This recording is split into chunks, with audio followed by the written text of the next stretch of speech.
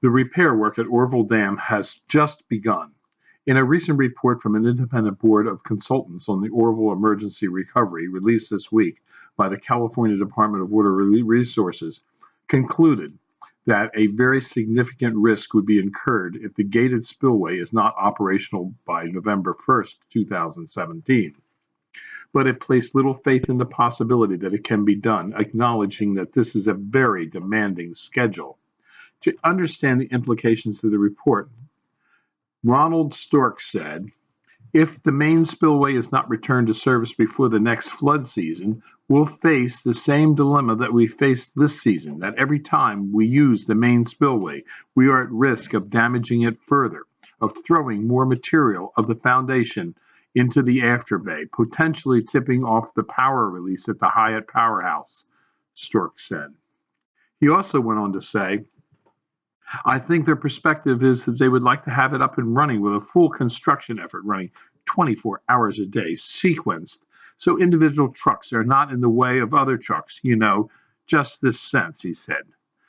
The conveyor belt of work aimed at building a foundation under the broken parts of the main spillway, rebuilding the broken parts of the main spillway, and that's going to take 24 hours a day efforts.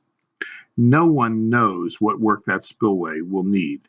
And we do not know what shape the rest of the spillway is up closer to the top of the dam. Not only that, asbestos has been found. A very dangerous form of asbestos has been found in the rocks that are in the spillway. Now, this is important because, first and foremost, many of the men who were working on the debris removal in the afterpool will have been subjugated to exposure to asbestos. This will have long-term health effects for them.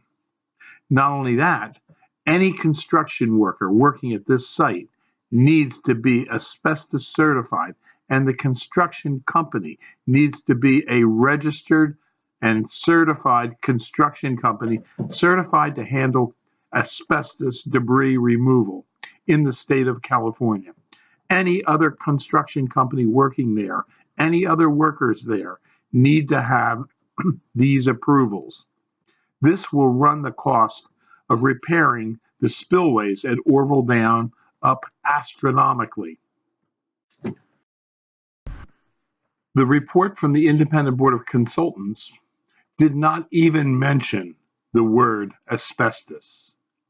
Everyone knows who's ever torn down a building or worked on a property with asbestos knows that it significantly raises the cost for any kind of construction work where asbestos is present. I had a house one time where I had to remove a house that had no asbestos in it, but I couldn't prove it because the house had caught on fire.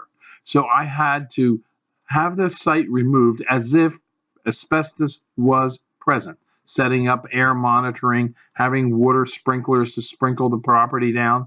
When it was all over, there was no asbestos in the structure. However, it took 4 times as long to remove the material, and it also cost 3 times more than if I had just brought in a loader and scooped up the material and done the job quickly.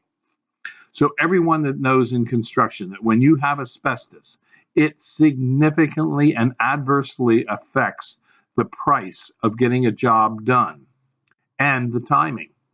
Therefore, I doubt that the spillway repairs can be made before November 1st.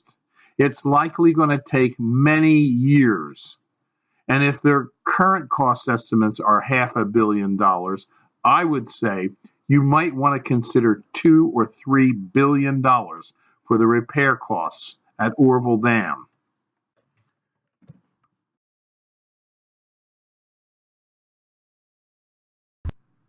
This video was produced at Highland Hill Farm. We grow and sell screening and buffering trees in Bucks County, Pennsylvania, and these are our green giant arborvitaes. Call us for your screening tree needs at 215-651-8329.